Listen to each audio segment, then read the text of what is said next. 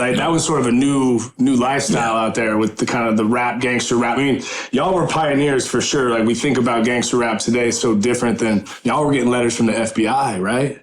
Yeah. Like what was it to live through the threats? And not just threats within the gang violence side and the rap side, but also from the outside, right? Public enemy number one. Yeah, bro, it was a trip. But after a while, you get used to it. And you didn't shy away from it, did you? No, I was all in. Because that's what I enjoyed doing it.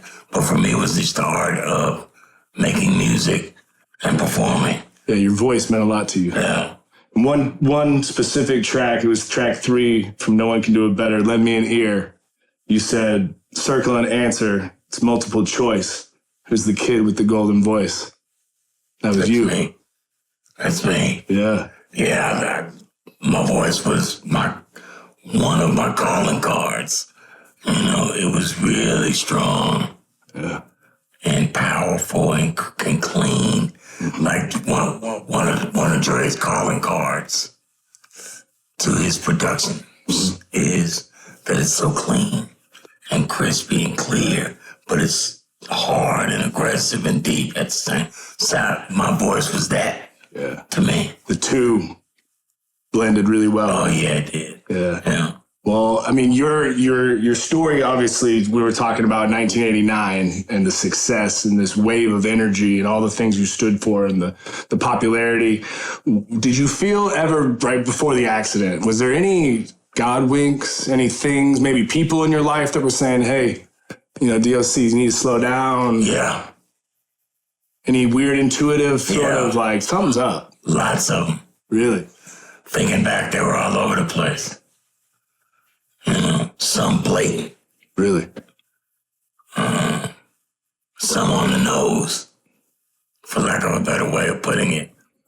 But I ignored it. And I mean that literally. Sitting at the piano, listening to conversations and just ignoring it. Because I didn't want to leave where I was at. Was that some of your family sort of reaching out, saying things like, man, this isn't you? No. Who was it then? It was people. Okay. Yeah. It was people in that world, And I don't want to get into where it came from, but it was there. I can say that very honestly, that I can remember hearing stuff and being like, man, I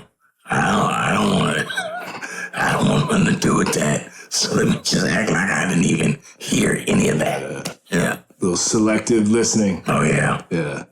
Do you think that kind of leading up to, again, your celebrity, the fame, that you were identifying with what people saw you as even more than the person underneath all that?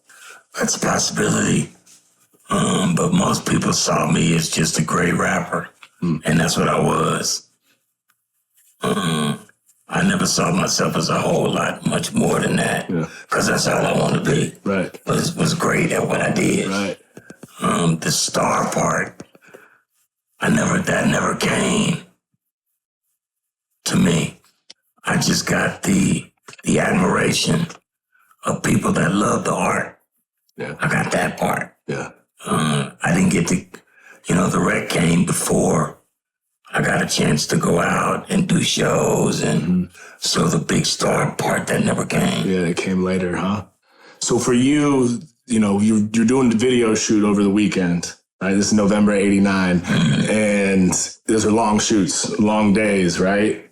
For you, again, leading up to the accident, there was sort of a 24 to 48 hour cycle, right? Hadn't slept much. Yeah. There was somebody that offered you some things to help you stay awake. Yeah. Bring us there. Well, it was, one of those moments where one of those forks in the road, if you will, where you feel like you can do anything. I remember someone telling a story about Billie Holiday, and that's how she fell into that hole trying to stay up and perform and shooting that video. I think it was Beautiful but Deadly and The Formula over a weekend. And ironically, the song Beautiful but Deadly is a song about cocaine abuse. Right. Like, most people don't know that, but it's not a song about a girl. Mm-hmm. It's a song about cocaine. And that's the night that cocaine showed up. And I took that step, you know. And 24 hours later, everything changed. Yeah. So part of that story involves, you know, you on a bender, right? You out doing your thing, right? Ladies and, you know, getting into some trouble. Yeah.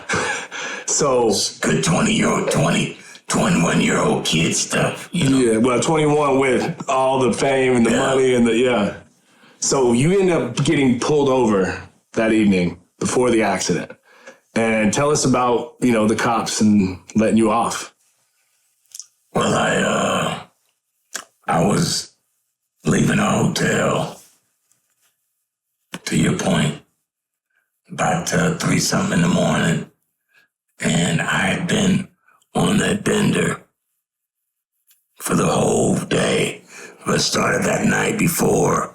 And so this is 24 hours later. I'm leaving those girls going, okay, now I'm ready to go home. Yeah, I gotta get home. Yeah. And driving to Beverly Hills. And Beverly Hills police pulled me over. And you know, when you're out of your mind, there's no telling what you do. And I think I tried to outrun them for about 2 minutes, and then figured out, no, that's probably not a good idea. And so I turned a corner in Beverly Hills and turned the car off and turned all the lights off in the car as if they were just going to drive by and go like, where did he go? Yeah. In your head, it made sense. Yeah. Yeah. But they knocked on the window, and I opened the door and started telling jokes. They thought it was funny. I got out of the car and just started having a conversation with the guys, and they thought I was hilarious, you know. They recognize you? No, but one of the guys saw the gold records in the back seat. He was driving around with the gold record. Yeah. And so they say, I tell them I was with NWA, and they looked at the gold records. They actually took pictures with the gold records and took a picture of me signing the ticket, you know, for speeding or whatever it was. Wow. And let me go. Wow. That was a God thing, you think? Oh, yeah.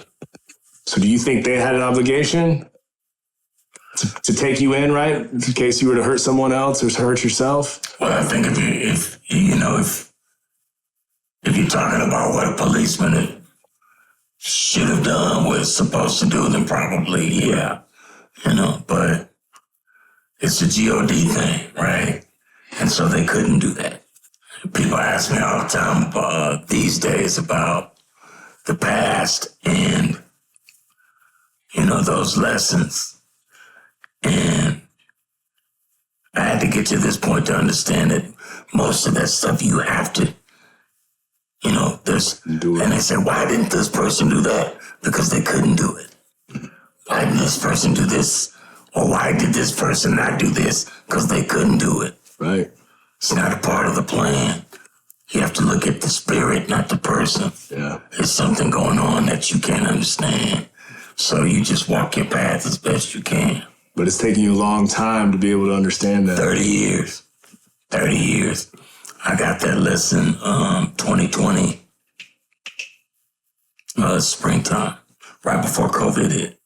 How'd that message show up? Through my brother, who's a man of God, but also spent 15 years in and out of the penitentiary trying to find him from his perspective. And he came and he said, man, God got something for you, bro, but you're going to have to read with me. And he's my brother and I love him. So I finally said, yeah. And so it was through those conversations and in those readings that G.O.D. spoke to me. And he said, you could let that pain go, that it wasn't you that did it. It was me that did it. And there was a purpose for it. And you're about to start walking in that purpose. What did that feel like when you were receiving that message? Super liberating, bro. Like it allows you to let, life is a hell of a walk.